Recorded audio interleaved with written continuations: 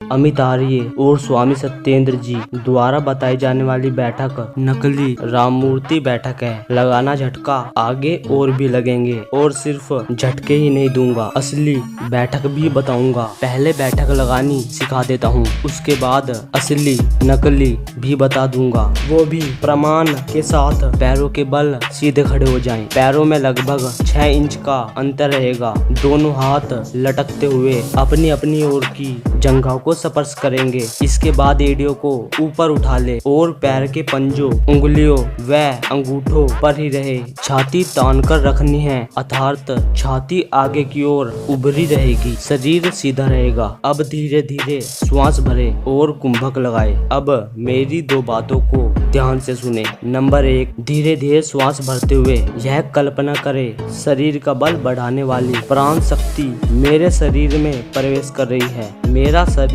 बलवान हो रहा है, मेरी जंघाओं और पिंडलियों की शक्ति बढ़ रही है। आपको जो अच्छा लगे आप वही कल्पना कर सकते हैं। ऐसा नहीं है कि आप वही कल्पना करें जो मैं कह रहा हूँ। आप जितना अधिक दिमाग का प्रयोग करेंगे आपको उतना ही फायदा होगा। नंबर 2, एड़ियाँ उठाने और कुंभक लगाने के बाद आप या तो लगभग 6 इंच की दूरी पर कूदकर बैठक लगाना आरंभ करें या फिर बिना कूदे भी बैठक लगाना आरंभ कर सकते हैं, आपकी मर्जी। ऐसा नहीं है इससे ज्यादा फायदा होगा, उससे कम, दोनों से ही बराबर फायदा होगा। कूदने वाली से थोड़ा सा ज्यादा लाभ होता है, लेकिन ऐसा नहीं है कि कूदने वाली बैठक लगाने से ज्यादा बल बढ़ता है। दोनों से ही बराबर बल बढ़ता है। आपको जिस भी बैठक में ज्यादा सुविधा होगी और आनंद आएगा वही बैठक आपको लगानी है। इसके बाद मुट्ठियां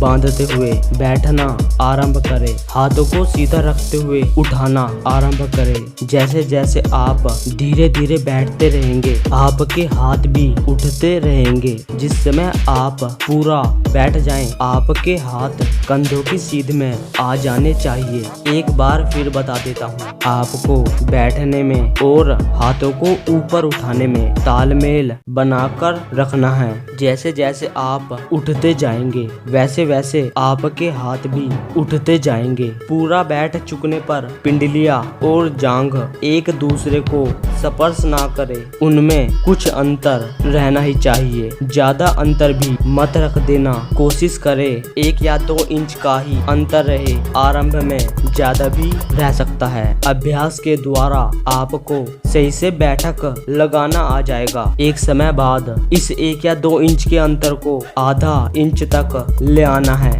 यह स्थिति कुछ देखी देखी लग रही होगी। इस तरह की बैठक आर्य समाज द्वारा कराई जाती है, लेकिन वह बैठक असली नहीं है। वे बैठक को आरंभ करते समय ही हाथों को कंधों की सीध में रखते हैं और अंत तक हाथों को कंधों की सीध में ही रखते हैं, जो कि गलत है। चलो दूसरा नजारा भी दिखा देता हूँ। कहाँ पर थे हम? पूरा बैठ चुकने पर दोनों हाथों को कोहनियों पर से मोड़ते हुए धीरे धीरे कंधों की ओर लाना है। हाथ की मुट्ठियां कंधों से स्पर्श ना हो, आधा इंच का अंतर रहना ही चाहिए। कुछ देखा देखा नहीं लग रहा यह है स्वामी जी का तरीका, लेकिन यह बैठक भी गलत है। वे आरंभ में ही कोहनियों को कंधों की ओर लाने लगते हैं, जो कि गलत है। पूरा बैठने के बाद ही हाथों को मोड़ना है। यही इस बैठक की खासियत है। जिस समय नकली बैठक वाले फ्री हो जाते हैं, उस समय असली बैठक में रुकने वाली अवस्था में भी कोहनियों को मोड़ते हुए हाथों को मुट्ठी कसकर बांधे हुए ही कंधों की ओर ले जाना है। इस समय बहुत ही अधिक बल लगता है और आपको खाली बैठना नहीं पड़ता। कोहनियों को कंधों तक ले जाने के बाद आपको कुछ समय रुकना है।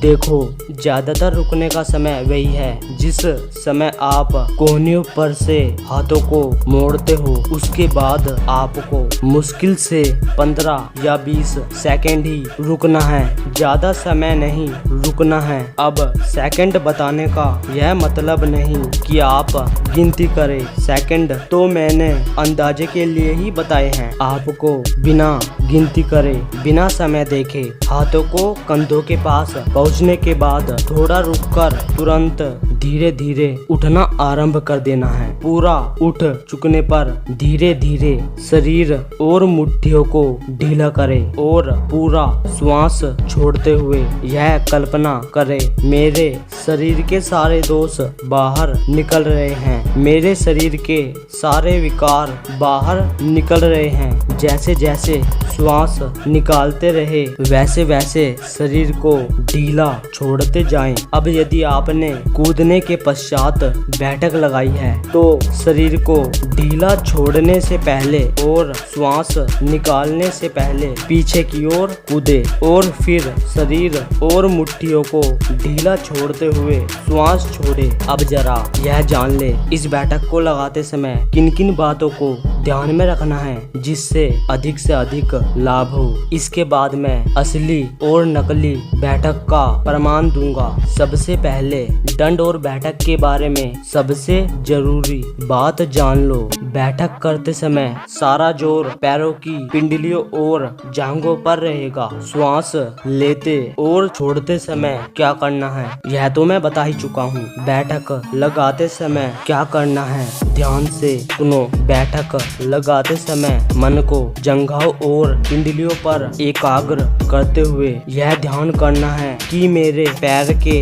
भागों में बल बढ़ रहा है। प्राण शक्ति मेरे पैरों को मजबूत और ताकतवर बना रही है। मेरे पैरों की शक्ति बढ़ रही है, मेरे पैरों की शक्ति बढ़ रही है। और दंड करते समय यह ध्यान करना है मेरे फेफड़े शक्तिशाली बन रहे हैं, मेरे फेफड़े शक्तिशाली बन रहे हैं, मेरे शरीर का बल बढ़ रहा है। प्राण शक्ति मेरे शरीर को बलवान बना रही है, प्राण शक्ति मेरे शरीर को बलवान बना रही है। आप जितनी गहराई में जा सके उतनी गहराई में जाएं। और हाँ, एक बात और, दंड के आरंभ से लेकर अंत तक मुट्ठियों को ढीला नहीं छोड़ना है। मुट्ठियों को इतना कसकर बांधे रखना है कि हाथ थरथराने व कांपने लगे। श्वास को एक बार में ही धीरे धीरे भरना है। बैठक के बीच में ना तो श्वास लेनी है और ना ही छोड़नी है।